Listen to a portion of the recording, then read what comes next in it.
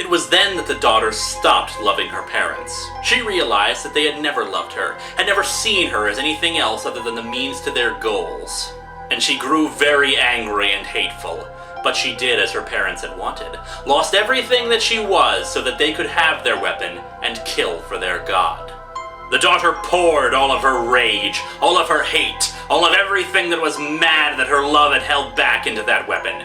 Every unchecked drop of emotion was placed into the instrument. It seemed as if she had put her very soul into it. And when the parents tried to pick up the weapon, to use it in their righteous cause, the weapon burned them, burned their minds, and burned their souls. It plunged their psyches into nightmares too horrible for them to comprehend, giving reprieve only so it could be snatched up and the haunting of their very being could continue. But before the parents received their final suffering, they asked the weapon why. Why would it do this to them? They loved their god and had even sacrificed the life of their own daughter for it. And the weapon replied, "Because you were my god, and all I have done is follow your teachings of love." And with those words etched into their last thoughts, the parents descended into madness and death, the weapon laughing in loving devotion.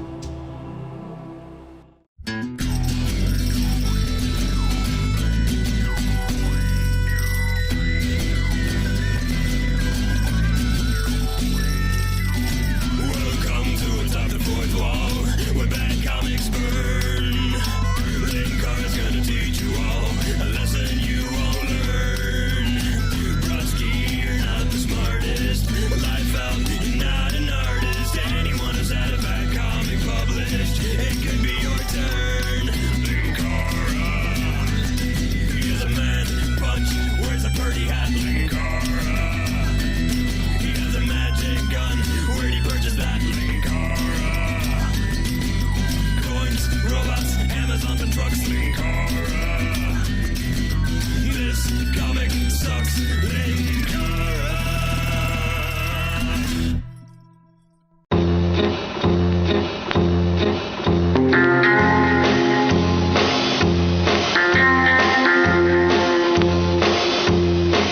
Hello and welcome to Atop the Fourth Wall, where... Oh, not again.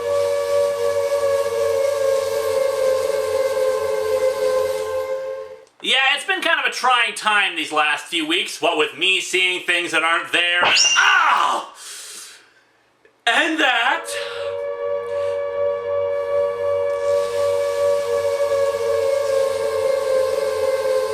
and the near constant sirens! And just to really piss me off, I've had to endure something far worse than all of this junk. Silent Hill Dead Alive! When we last left our merry band of dimwits, windbags, and completely pointless characters, everybody was separated, and yet they all had the same unfortunate happenstance of us not knowing just what the hell was going on. Here's the plot as I can figure. A witch named Lenora has taken control of Silent Hill from last year's protagonist Lauren in preparation for the arrival of some great being. Christabella, the demon girl who needs to wash her mouth out with soap, has become mortal but inherited Lauren's power to make demons explode. Hollywood actor Ken Carter has been kidnapped by Lenora so that he can become a psychotic killer and bring the nightmare of Silent Hill into the minds of everybody in the world. Woo! Which, as far as evil plans go, ranks up there with I'll take over the world by making everybody stupid by convincing kids not to go to college. I'll explain why it's so absolutely idiotic in a minute. Lenora takes Ken to Silent Hill to convince him to become a murderer by also kidnapping his ex-girlfriend Connie. Through a series of convoluted events, Connie has now been possessed by something, Ken has located Lauren's magic book but is now encountering his undead father, and Lenora now stands revealed to have been Lauren the whole time, a plot twist that comes so far out of left field to have come from an entirely different field altogether. Oh yes, and there's Whatley, who despite these comics continually trying to convince us is someone important, has done all of 2 things so far. Jack and shit. And Jack left town. So why is this evil plan so moronic? Well, it should be pretty damn obvious, but if it wasn't obvious to Scott Cienson, then there are probably those out there that don't get it. Having an actor kill people is not going to strike all that much fear into people, partially because actors and celebrities have killed before. At best in pop culture, it's something that ends up with the murderers being ridiculed and the subject of jokes. Remember O.J. Simpson? Sure, he was more known for sports, but he did do a little bit of acting in his life. And remember during all of the original trial how it made us all insane with fear and nightmarish visions of a hellish town and a guy with a doorstop for a face? No! Of course you don't! Even if some people were frightened by the knowledge that an actor had killed someone, what are you going to do about areas of the planet where American films are less watched? What about people who may know his name casually, but have never actually seen his face? What about little kids who have never seen his movies or... God, you get the point. This plan doesn't make any sense, and I don't understand why they even want to do it in the first place. And of course, everything about this is now questionable because Lenora is Lauren. So now all that's left is to see how the real main character, the dog that Ken brought with him, will overcome these obstacles of idiots put before him. Let's dig into Slice of Ham number... Yes, can I help you? You have no honor. Okay. As before, let's take a look at the summary of the plot at the beginning of the individual issue. Faking her own disappearance, Lauren takes on the identity of the Mad Lenora and plants herself deep behind the enemy lines of the Whatleys, a group that has had a hand in the evil plaguing Silent Hill for countless generations. No, it hasn't. The Order was a cult that worshipped some unknown god that some have speculated to be a demon called Samael. Their attempts to bring their god into the world resulted in their entire town getting screwed over. You're a dumbass, Scott Cienson. Her goal has been to deal them an unexpected and fatal blow from within. If you've been wondering why I've been reading these little summaries, that sentence should tell you why. Plot points and character motivations are given here instead of the comic itself. You know, I thought Amazon's Attack was bad when its collected edition had those summaries of tie-in books that featured important plot stuff instead of putting the tie-in books with the collection, but dear lord, this thing just took the cake with laziness. At least those tie-in books actually exist. Some sad idiot who actually likes Amazon's Attack could hunt down those issues if they so desired, but there's no tie-ins to Dead Alive. This is it. We need a summary at the beginning to tell us what the hell actually happened in the book because the writer couldn't be bothered to put it into the actual story. And you want to know the real kick in the nuts? Those summaries are not in the trade paperback. Even if someone could stomach all of this Christabella, Whatley, and other not Silent Hill nonsense, they'd be utterly lost if they picked up the trade paperback from a bookstore. Lauren's dead-alive younger sister, Christabella. She isn't both, comic. It was made very clear early in the series that she was alive now. Finds herself face-to-face with the elder thing the Whatleys have summoned to this reality. 1. When the hell did they do that? 2. When did we get more than one Whatley? 3. What does this have to do with the video games? Nothing! Absolutely nothing! Housed in the flesh of Connie, the longtime love of Hollywood actor Kenneth Carter, and Lauren's Book of Spells has also found its way into Kenneth's hands even as a ghost claiming to be his natural father appears, ready to lend a bony hand. Let the fight begin! Round 1, fight! We open to Christabella confronted by the possessed Connie. She looks like a goddess. I hate that. Nobody cares what you think, Christabella. Okay, like last time, there's a lot of stupid in this comic. Almost everything they say or do gives me something to mock, but the problem with this is we'll be here for hours if I make fun of everything, so let me just try to explain what's happening. Whatever's possessing Connie sucks out Troy's marshmallow filling, or maybe Troy was filled with bed sheets. Yeah, tip for artists, energy or clouds or something should not have black outlines or else they look, well, like this. Speaking of the artist, I can just imagine them spilling their white out onto the page for all these random dots and just deciding to leave it there for artistic effect. Still, at least we have more colors than brown, but they're still watered down and dreary.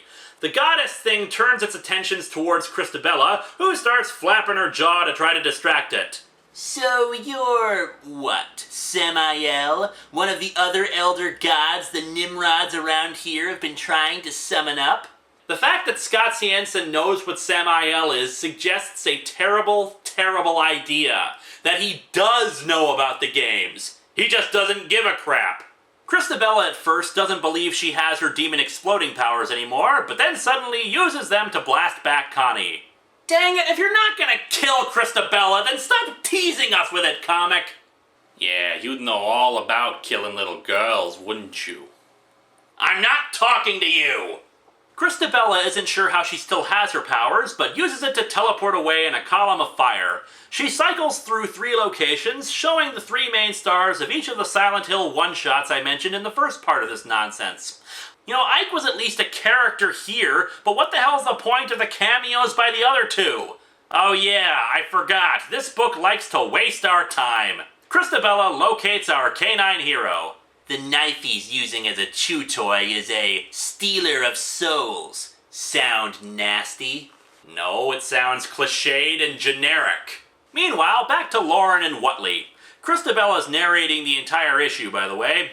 It turned out she'd been pretending to be someone else all along. This bitch Lenora, putting us all through the paces because of another one of her games. Seriously, this plot twist of Lauren as Lenora makes no sense. I get trying to undo the Whatleys, because this series keeps pretending that they're the big bads, despite their lack of presence in the actual comics, but then why the crap with Ken? Her entire plan was to get injured so that the Whatleys would let her have access to their power and then corrupt them from within. Except Whatley wasn't exactly a threat to her in dying inside. In fact, when she got her magical chocolatey super-duper powers, she swept them away without a second thought. Jesus wept, Whatley. You gonna talk me to death? Why not? No one else in this comic seems to believe that silence is golden. Whatley tortures Lauren by sticking his glowing fingers into her chest. My God, Whatley is a true threat! He has finger beams! We cut to Ken talking with his demonic aviator pilot dad, and I still can't believe I'm saying that. You used me. What?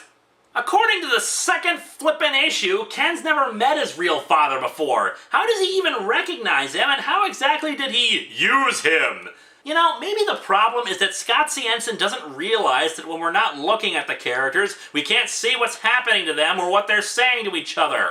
Kenneth Carter, the actor, and his dear old dad. Let's just call him Bones, shall we? I'm quaking, but I don't know whether it's with laughter or terror. Answer my question, Dad. Is it true? You and my mother were just using me? From the story you just told me. What story? You can't pretend that things happened when they didn't! Wait, why am I complaining? That just means that there's less that I have to read. Bones explains to Ken that indeed Ken was born precisely for the purpose of being a killer, to spread word of Silent Hill into the nightmares of an entire world. So the stupidity doesn't even extend just to Lauren, but in fact it's generational stupidity. Bones further explains about Ken's birth as if this has some sort of bearing on the plot. He fell in love with a woman who turned out to be a higher level demon. However, the child they conceived they actually did love, so they gave Ken up for... Wait, what? Just the last page they said they were using him for the stupid nightmare plan!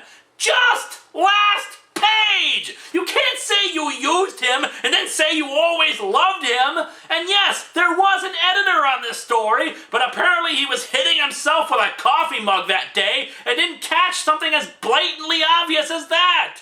Just last page! Bones starts looking more and more human for some reason, and tells Ken that he has to decide for himself if he's who he wants to be or who they want him to be. And that's why Bones is dressed as an aviator pilot. Oh, and despite the fact that on one page Christabella said that she was narrating this stuff after the fact, I found this all out later, on the last day I would ever see her again. We now have a page where the goddess thing possessing Connie is narrating in her caption boxes. What, is Christabella narrating from the goddess's point of view? And all she says is that she's hunting after Christabella. Scott, I couldn't help but notice that this page didn't need to exist. Look, just shut up and draw your scribbles, art monkey. Great. This is what I need, dog. More people trying to convince me that I should want to be alive. When has anyone expressed that to you? Please, point the page out to me. And what, the dog is trying to convince you to be happy to be alive too? Is the dog psychic? Is he communicating with you in your mind so that we can't see it? The goddess appears in front of the two as we switch over to Lauren, who uses the power of bleach to make two demons appear and transform into tentacles to hold back Whatley, but he teleports behind her. Then Lauren kisses him. Ew. Oh, but this was actually a spell to make cockroaches appear inside of his mouth. And by the way, this is supposed to be some sort of epic fight between the two, the culmination of all of Scott Siensen's Silent Hill work. I'm sure in his own head Ghost Love Score was playing, but considering how incredibly dumb this whole thing is, I have my own soundtrack in mind.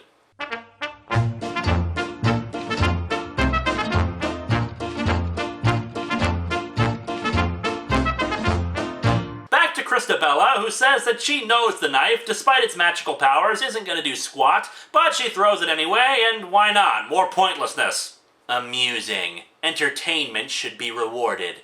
A gift, then. Here, have a bag of money. And now we see what that reward is. A page of Christabella being shown a goddess's cosmic awareness and how she could be like that too. It is entirely pointless. Say, you know what we could have had on this page instead of this scene? Anything! Back to the Battle of the Sillies, Whatley says they knew right away that Lenora was her. Lenora was an actress, always assuming other roles. She put on a kitchen rug and looked like Connie once. That was it. I can't help but feel that there's supposed to be some sort of message or undercurrent about Hollywood that Scott Siensen is desperately trying to get across, but it's so botched and shoved into this that I can't see what his point is supposed to be other than dry pseudo-philosophical ramblings.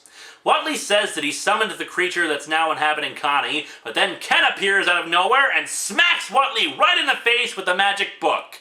Ken wins. Literacy.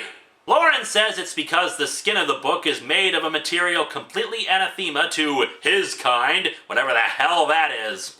Really, this is just another case of the writer doing what he does best with this series, pulling stuff out of his ass. And one more time, Lauren got this incredibly powerful and useful book off of eBay. It's not even that she got it off of eBay, as much as that she got something so flippin' specific to her needs for all of this, without even a perilous journey to recover it from someplace dangerous. Someone just put this up on eBay, and it was exactly what she needed. Christabella arrives with the goddess and, oh dear lord, even the artist must be getting bored with all of this. This picture of Christabella is from issue 3, just flipped around. Remember all that stuff they were doing back in the world? The murders, Ken here as prime suspect? Yes, I do remember it. It bored me.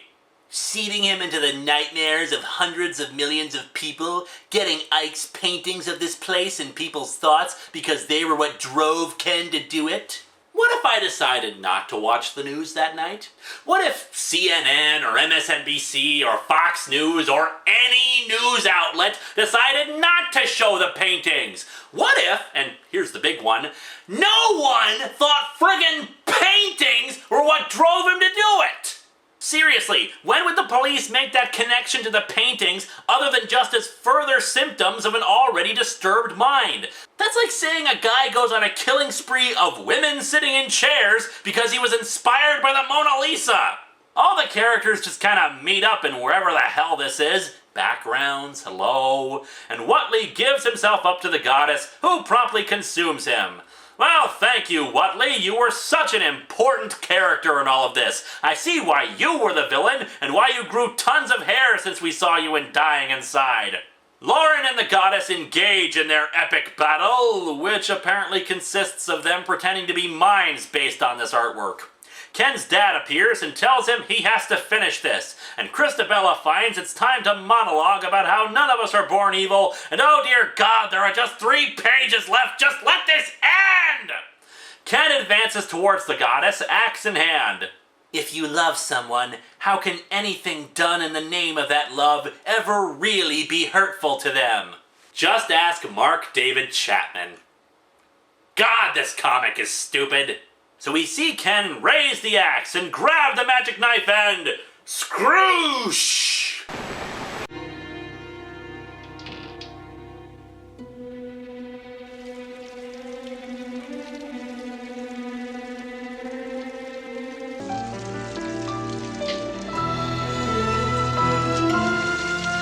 Good morning.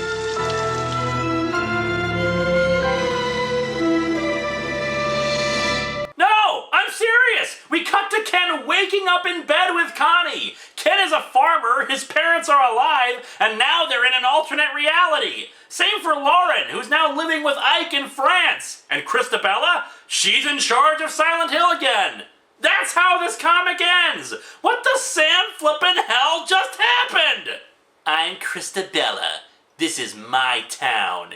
This is Silent Hill. No, it isn't, you prepubescent sack of crap! This is Silent Hill! This piece of crap sucks! Even if we were to rename this into Scary Town, USA, or something that had no preconceptions on anything related to Silent Hill, the story itself makes no sense, the characters are boring and stupid, and the ending is the biggest load since Monster A Go-Go said there was no monster! There was no dignity for anyone who worked on this film. Silent Hill deserved better than this. I am instructing all of my fans to go out and read Silent Hill Sinner's Reward. Hey, it's not perfect, but it's got my seal of approval on it, which is more that can be said for this.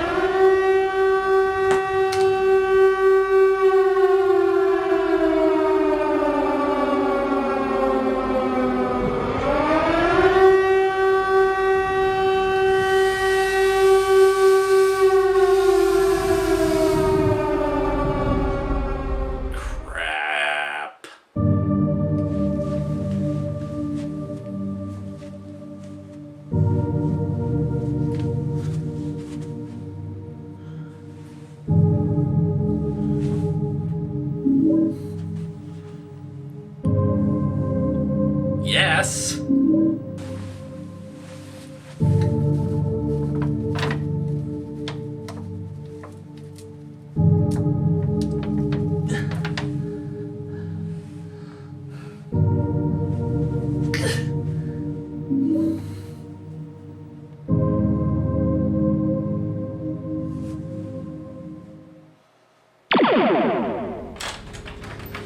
Honestly, you can always just shoot them. Ah!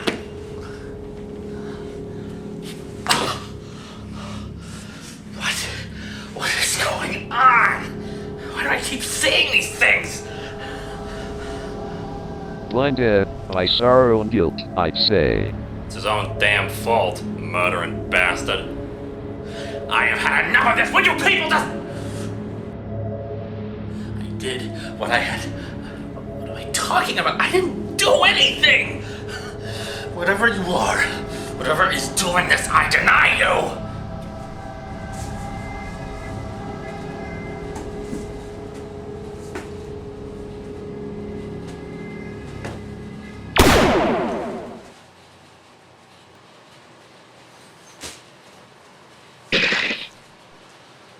Seriously? A demon nurse? Come on! I haven't even been in a hospital for years! Ah! Ah!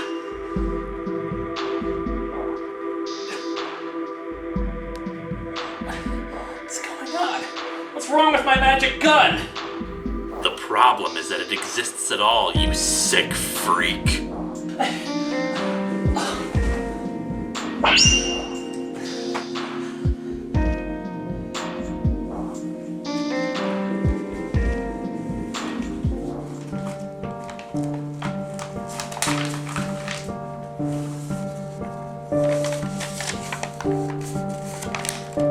Those who are dead are not dead. They're just living in my head. And since I fell for that spell, I've been living there as well.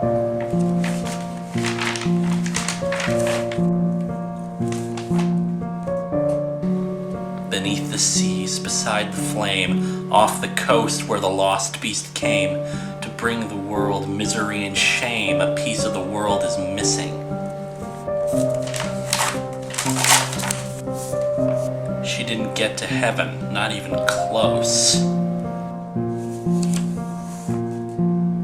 I didn't get to heaven. It hurts every time I don't go to heaven.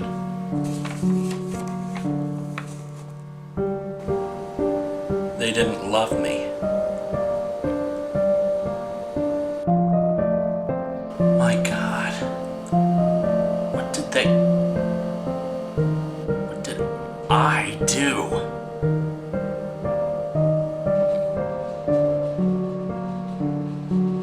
You were 13 years old when you were killed.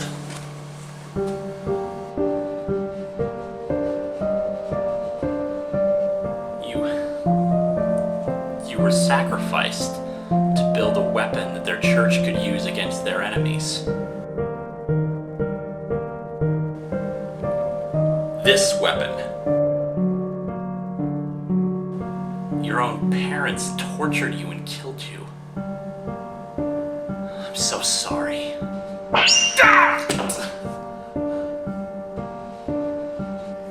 You think I'm... Oh my God. Am I? The memories, the visions, the judgments. It was me.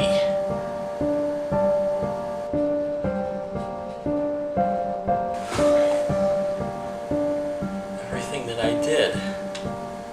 I did that to my own daughter? What kind of monster am I?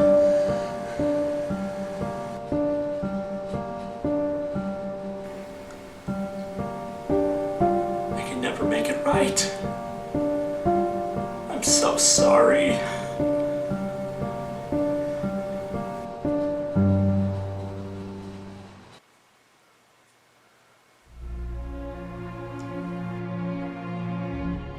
No.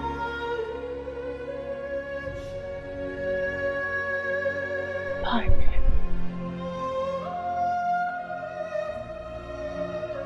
Friend.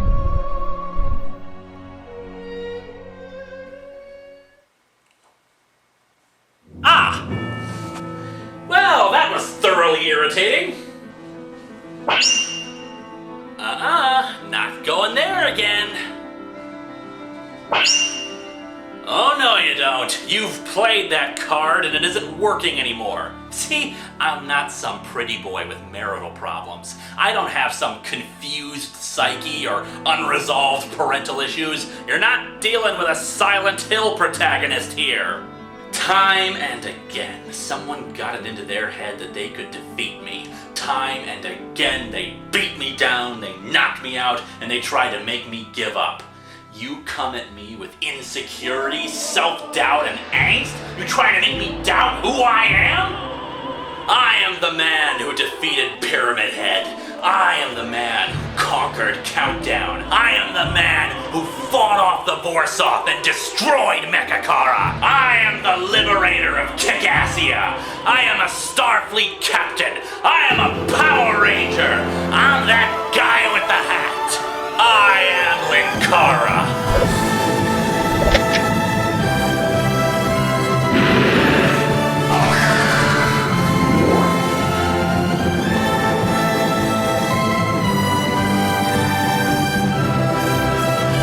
Who the hell are you? Ah, but I think I do know who you are. The thing is, whatever you are, you're not that little girl. You're all the pain and rage and betrayal, every dark thought she never had until her parents broke her heart. You want revenge for what happened to you. Except, you can't. Because you already got it. The people who killed that girl, the people responsible for bringing about such rage and hate are all dead. You killed them already. And that's the problem. That girl, she poured her soul into this thing. And she's gotten over it. She doesn't need you anymore. They're all dead. She has no one to hate. And if there's no one left to hate, there's no need for you, is there? You needed me to be the one to hate. But I don't think she hates me at all. I think we're partners. I'm sorry, I really am. But you need to go away now.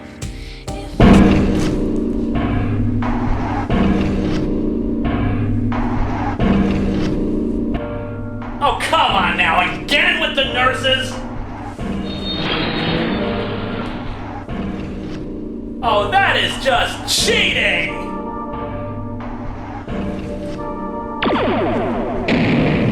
Well, fine then. I've been wanting to try this anyway. Sama!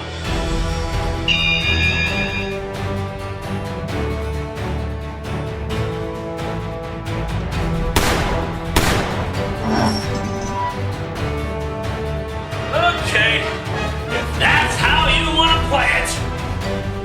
Pyramid Head, I choose you!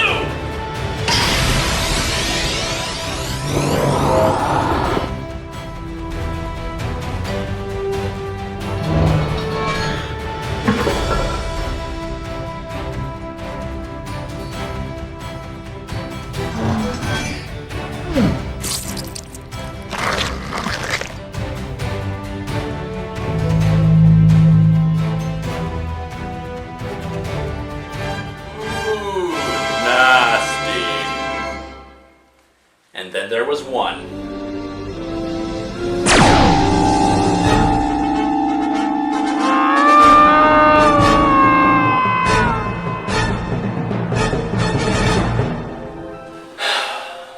Well, I guess that's the end of... What the... So what does it all mean? Who can say? All I know, all I hope, is that whoever she was, she's at peace now. Well, I guess that's all we could hope for, right? So what's the deal with the book? Not a clue. I thought it was just another part of the other world, but it was still around after it had faded away. I'll have to take a closer look at it when we get a chance. Was there anything else still around? Yeah. I had Poyo examine the area afterwards. He detected an energy trace still lingering around. Something we've seen before. And there was something else. That's a shade dagger. Which means... Yeah. Vyce.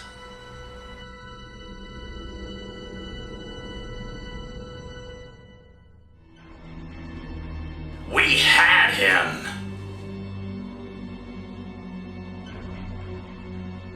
We had him! He held the weapon up to his own head. He was ready to pull the trigger. He pulled the trigger! How could this have happened? You underestimated him once again, and you toyed with forces you do not fully comprehend. Still, I have acquired useful tactical information about his weapons. The psychological attack can work. We must try again. No, his will and resolve are too strong now. The attack must now be through brute strength. Your upgrades will be completed, and fortunately, I have acquired just the scientist to perform those upgrades.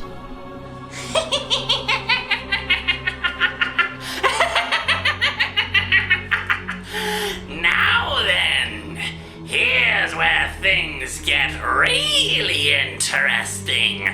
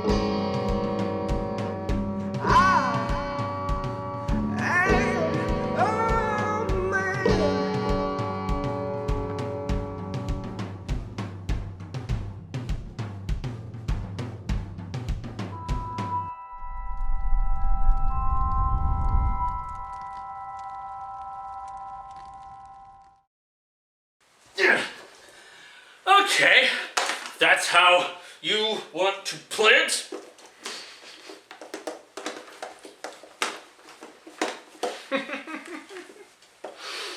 Any minute now. Give me a second. I mean, I let you wait for the shield thingy.